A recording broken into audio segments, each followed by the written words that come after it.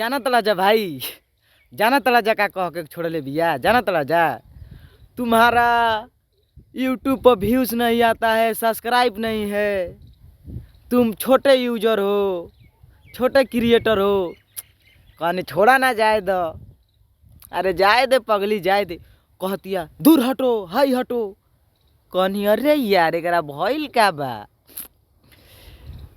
लेकिन यार ऐसा छोड़ के गइल ना यार कि हमरा लागत रहे ना कि का हम कर ली खुद के, का हम कर ली।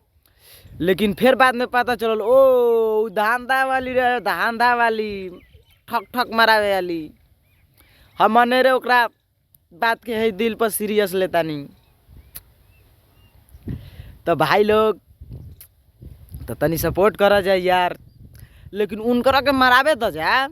लेकिन वही भाई के उजान राजा का कह के गोल बिया, तुम छोटे यूजर हो, यूट्यूब पर व्यूज़ नहीं आता है, हाई नहीं आता है। अरे जाना तू पहले मारा भो, बोल दो जा। अरे जाना पहले मारा भो, तब बाद में बात करिए हमारा से।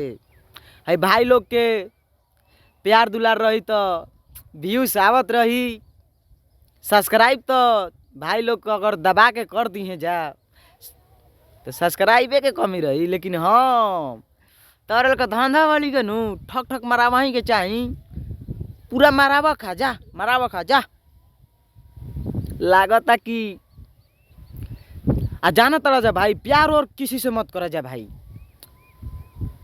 1 बजे रतिया में करेली सन म्याओ म्याओ, साए साए बोलेली से एकदम साए साए। ना सुनाई तो उहो दिक्कत, तारा अगर तनी से डिफेंट हो गल सुने में नू तो उहो दिक्कते बा ओकरा। ऐसन ऐसन के जान तला जा का करा जा, बार के भोभू नबून फोड़ द जा अकेला में। उ चली यार, चली उ एकदम लायक बाटे, एकदम मस्त। लेकिन हाँ फिर बाद में वो एकरा से बतियाई, तहारा से बतियाई, फलानावा से बतियाई, चिल्लानावा से बतियाई, पागल करके रख दी भाई, पागल करके। ये से बढ़ी में लतियाब आ तब बतियाब आ ठक ठक मार आ छोड़, ओसे कोई दिक्कत नहीं खे। तो यह काम करा जा, बहुत खुशी के बात बा। लेकिन हाँ भाई लोग तनी हई बॉय पिंटू नंबर 1 के अपन छोटा भाई समझ के एक बार पूरा सपोर्ट करा जा यार, पूरा सपोर्ट करा जा। काहे कि तभी हम वीडियो लेके आते रहम। इंस्टाग्राम पे हमारा आईडी बा यूपी बिहार नंबर 1 ऑफिशियल।